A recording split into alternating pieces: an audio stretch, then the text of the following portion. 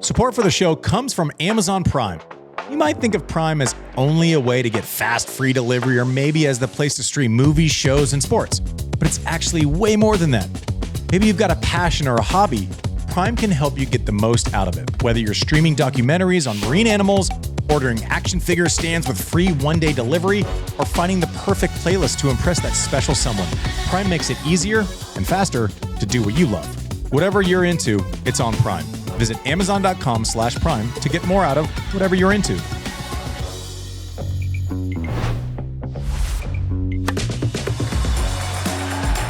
Hey everyone, welcome to Quick Serve presented by Amazon Prime. Way back when we did the draw show, it's pretty boring because I chose 1 versus 2 and then I chose 1v2 on the men's side and the women's side, and that's where we're at. I think we probably have the best 4 players in the world right now in the French Open final. Carlos, Musetti was pretty game, and I talked to Techie Sean before we went on yesterday. I said, I think this is going to be a little tougher. I think he's going to provide some resistance, and he did. I mean, up a set and then down to the wire in the second. That was a big 5-minute turn from 5-all in the second set to 6-0, 2-0. No mas from Musetti. We hope obviously that his injury is nothing serious.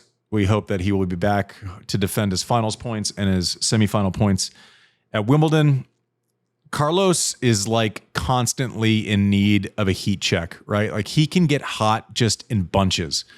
And it was like a struggle. Somehow got there, and then it was like boom. You remember? You ever play NBA Jam when you were a kid, Mike? Oh yeah. Where all of a sudden you make Sean has no idea what we're talking about, by the way. He's like cartridges and video games. Anyways, you score 3 times, Sean. Yeah. And the announcer goes, he's on fire. And then basically you could shoot half court shots and make them. Like it was ridiculous. Yeah. And I feel like Carlos is like NBA Jam. Like all of a sudden he gets a couple buckets and then the court becomes 10 feet wider on each side. And it was so clear when that turned today. And no surprise. Sinner's in the final. We're going to get to that matchup with Novak. No sets dropped. Carlos dropped some sets along the way. Like nothing is a surprise with what's happened so far. The way that they've gone about it has been typical fashion for both of them. They're both phenomenal in their own ways. Sinner and Novak, there's so many things to unpack here, and I'm going to try to walk the fine line of Novak 24 slams won, down 2 sets, struggling to make headway in any meaningful way in exchanges, and yet still fighting his ass off as if it was his first time in a semifinal. Sometimes you admire people more when, like Novak at this point in his career at 38, nothing ahead of him. Like there's really like nothing that maybe the total titles won ever with Connors, but like he has done everything and is still out there taking this loss and being gritty about it. Like getting it, trying everything under the sun, drop shots, came out of the gate, attacking the forehand, like literally misdirection with Sinner. Just doing everything humanly possible, knowing that he's not as fast as he once was. He has to try harder to create pace now and just playing his ass off. Like props. Sometimes like those moments of like limited upside are almost more impressive and show his love of the game more than when he's rolling through slams and in this dominating thing. That's fun. It's not easy to do. I'm saying that's easy to feel good about, right? That's easy to show up for. Showing up at 38, making the semis of 2 slams. Like we lose our minds rightfully with Connors. My favorite tournament ever was Connors' run in 91 because he felt like a grandpa. He wasn't much older than Novak, and Novak's done it twice this year. It's absurd. He's just consistently resetting the deck. And even though, he's playing a guy who's going to be one of the all-time greats, who's in his prime, who arguably is like basically takes, it's like Terminator 1 and Terminator 2. Like new technology of Terminator 2, like gets shot in the face 4 times and just like melts into like a more formidable opponent. Like he's taken the best parts of Novak and he's added RPMs. He's added 2 inches of height. Probably doesn't, but we're like splitting hairs. He's like the new version of Novak, but he just fires off both sides. Like the weight of shot. Andre was sitting down after, and I said, how does that look? He goes, they're both getting so much shape on the ball. And what that means is shape. It's like, think of it, if you're watching Steph Curry shoot a jumper, how much higher it goes than everyone else's, which means the angle through the hoop it allows for misses a little bit more. He's 2 inches, 3 inches, 4 inches off on a shot. It's still finding the bottom of the bucket. Whereas like you think of like this is a bad example because this guy's one of the all-time great players, but like you remember Scottie Pippen? Mm-hmm. It looked like this pencil, his shot trajectory. Like it was like a straight arc. Correct. Yeah. So imagine watching what you were watching with Sinner and Novak and how hard they were hitting the ball. And then if I told you the shape creates safety, they're hitting it that hard and still clearing the net and taking out a ton of the risk. You do not get that from that above ground view, right? Even when Rafa was playing heavy, sometimes it looked slow on TV because it was creating so much spin and jumping up. So people didn't fully understand it. These guys were baking the ball. And Andre's response was, there's still so much shape on the ball on every shot, except maybe Novak's backhand, which is like, willfully flat, right? It's just bananas what these guys are doing. And a lot of other analysts in a lot of other sports always like to talk about how they walked uphill both ways to school, right? It was tougher back. The refs would let us play. It was tougher back in our day. And, I used to work a show on Fox Sports 1, and I was surrounded by athletes from other sports, and they were convinced, couldn't be told that the game is better now than it was 25 years ago. Imagine thinking anything's better. Like, apart from like nostalgia and like, it was better when we didn't have phones. So take that out. I'm just saying, like, as things progress, like phones are faster, they're cooler, they're better. Like, I understand lifestyle, you might like it a different way, but like, these guys are so much better. The game is being served in the right way. Like it is absolutely being, the baton from Andre, who controlled the middle of the court, to Novak, who controls the middle of the court, but then also reaches the sidelines like Andre couldn't, to Sinner, who's creating shape on both sides. Novak would knock down the backhand. It's the best flat backhand we've ever seen. And now Sinner comes along, does the same thing, except he has shape and topspin on both sides. Like, it's just so much fun to watch the progression. And any tennis player who says like, well, it was better back in our day, is full of shit. These are superhumans. They're cyborgs. Well, I mean, do you think some of it is like these guys came up watching the first generation of the Terminators, right? Like, I think Sinner had a second serve ace in the middle of the second set, maybe, that the announcer was like, oh, that was like a Novak shot. That's like something we would have seen from Novak. And it was just like it just bounced straight out the left side of the court. And it was a crazy ace. And it just, it's like, I don't watch a lot of tennis until we started doing this show. And like, they do these shots where I'm like, I didn't get it until I sat with you last year at the US Open watching Novak play. I didn't get like the shape that these guys could create. It's impossible. And it's just with speed. Yeah. And the thing is like that, me saying that they're doing this isn't disrespectful to someone like Pete. It's because of someone like Pete. It's because of Laver. It's because of McEnroe. It's because of they're basically mind melting the best parts of all these players and putting them into like these human bodies where they can all do it all. Like, there's no weak side. I mean, there's a weaker side, but there's no weak side. The days of like play his forehand, play his backhand. When you're talking about the top 3-4 players in the world, like, you have to be better than that. It's like go massive to the forehand to create a little bit of space to the backhand and hope you don't get knocked off for that. It's just impossible. And Novak is the reason why Sinner looks the way he does. He is the prototype for Sinner. And then Sinner added topspin on the backhand where he just rips over it. And it's good on clay. It's good on hard. I'm going to say this right now. Novak can win Wimbledon. I'm just going to tell you. Really? Yeah, this isn't like nothing he does at 38 becomes easier when he steps onto a clay court. And every Tom, Dick, and Harry who's like, well, yeah, but he won the Olympics. Yeah, that was so hard. Not 3 out of 5 sets, but like, that's impossible. everything he does well at 38 gets better when he steps onto a grass court. There's no chance he walks into Wimbledon and doesn't think, I'm always wrong about Novak. I would suspect that he walks into Wimbledon saying, this is my best shot to win a major. And I fully believe that. And I think making the semis in Roland Garros increases his chances of doing well at Wimbledon. He got the pacing of a Grand Slam event, right? It wasn't 5 months. It's not 5 months between where he has to entertain himself with first round losses and do I play here even though like this does nothing for me? No, it's coming quick.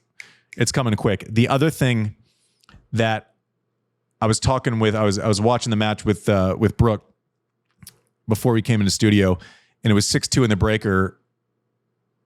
And I kind of was like looking off in the distance, and she was like, what are you thinking about? And I said, I'm so curious how he leaves the court if he loses this match. And she goes, oh my God. She goes, what do you mean? And I said, when I walked off at Wimbledon in 2012, I didn't know it was the last time I was going to walk off, but I didn't know it wasn't. Right? And so I took an extra beat and like looked around for a second. I'm getting like goosebumps, like thinking about what I just saw with Novak. I didn't know it wasn't the last time that I was going to be there. Right? And I was 30. I was 29. I wasn't 38. Him stopping, putting his bags on the clay, taking a breath, smiling. He was walking down memory lane, folks. Now that doesn't. I mean, he kissed the court. It was amazing. It was amazing. I'm getting goosebumps talking about it. It was awesome. And the crowd. Props to the crowd. You're better than the Australian Open was when they were booing him when he walked. That was stupid. You guys were great. He even tried to fight with you today, and you wouldn't let him. You just said your cheers got louder when he tried to fight with you to create a little energy. But what that told me, and I know the headline's gonna be like, he says he's gonna retire. That's not what I'm saying. I'm saying my interpretation of his walk-off was that he doesn't know if he'll be back to that tournament. That was my takeaway. And I'm glad that if he doesn't know that, and this is purely projection on me, I know nothing more than what you all saw as well. If he doesn't know that he's for sure going to play that tournament again, which at 38, nothing is a given. You're one injury away from, say that last year he had knee surgery and then made the finals of Wimbledon. The guy's an alien. But I'm glad he took a beat and took a second and soaked it all in and took in the love from that crowd that hasn't always been, that forthcoming with that love for him. It's been a long road to earning that. Well-deserved. And Sinner's like, Novak's an alien. He's like Alien 2.0. I've never seen someone. So I've seen people beat Novak in different ways, right? Like Roger was really aggressive, but his aggression was like, I'm coming forward and I'm taking shots early. Rafa's aggression is like, I'm going to go, big vamos forehand out and away. And his aggression presents differently.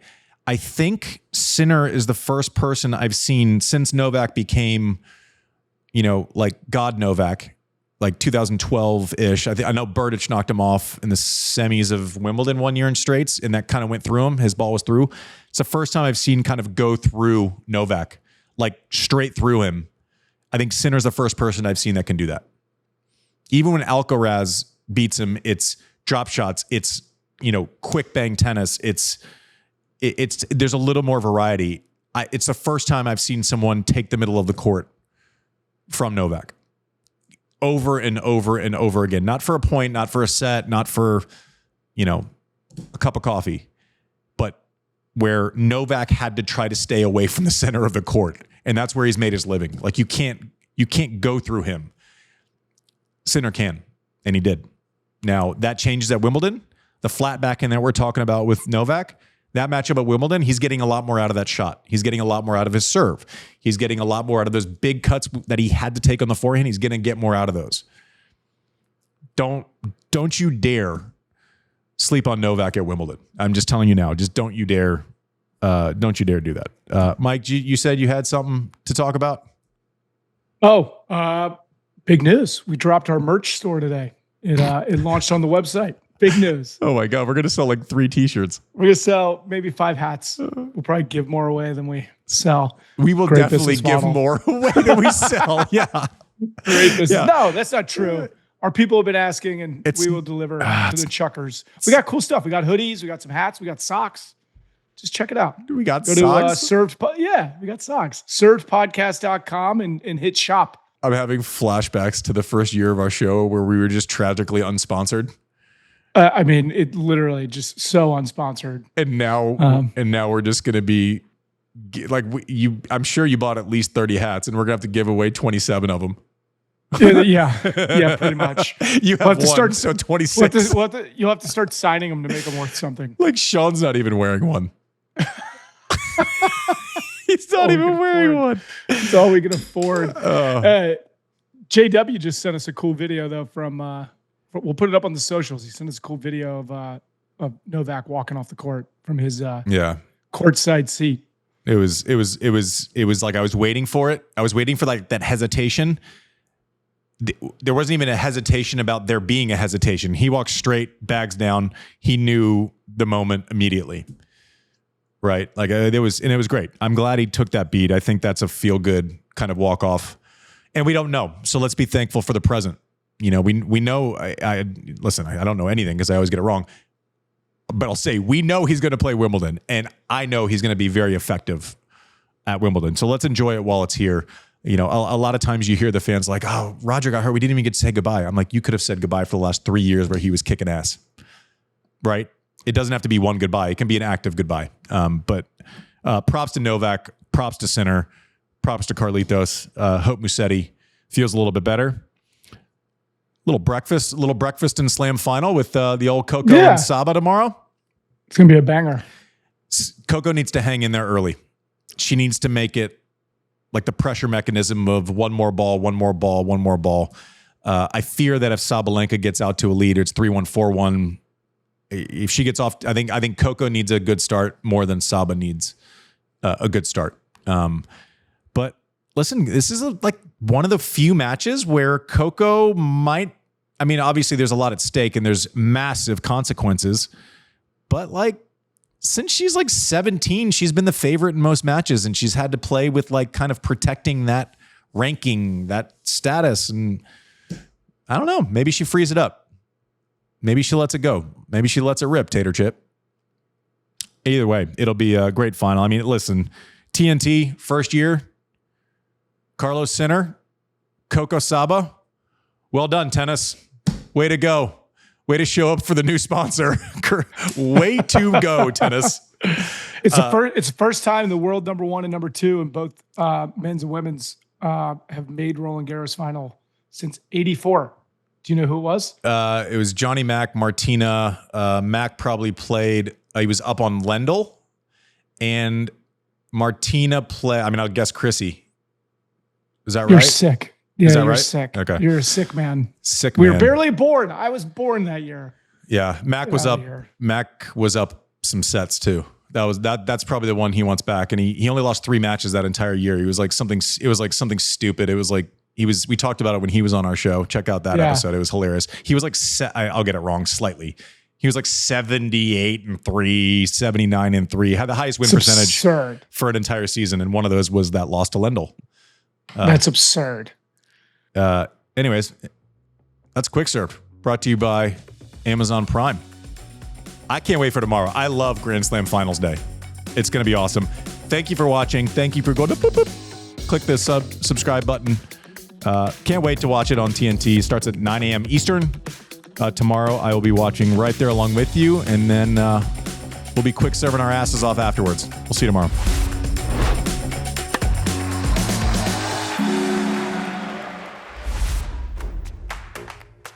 Support for the show comes from Amazon Prime. Prime is more than just fast, free delivery. It's your go-to for streaming music, movies, and sports. Plus, it's also a great way to connect with the things you love. Into skiing? Stream ski films on Prime Video even when the slopes are bare. Love fishing? You can get new gear delivered fast and be back by the water in no time. Planning your next big trip? Prime helps you get everything you need faster than you can write your out-of-office email. Whatever you're into, it's on Prime. Visit Amazon.com/Prime to get more out of whatever you're into.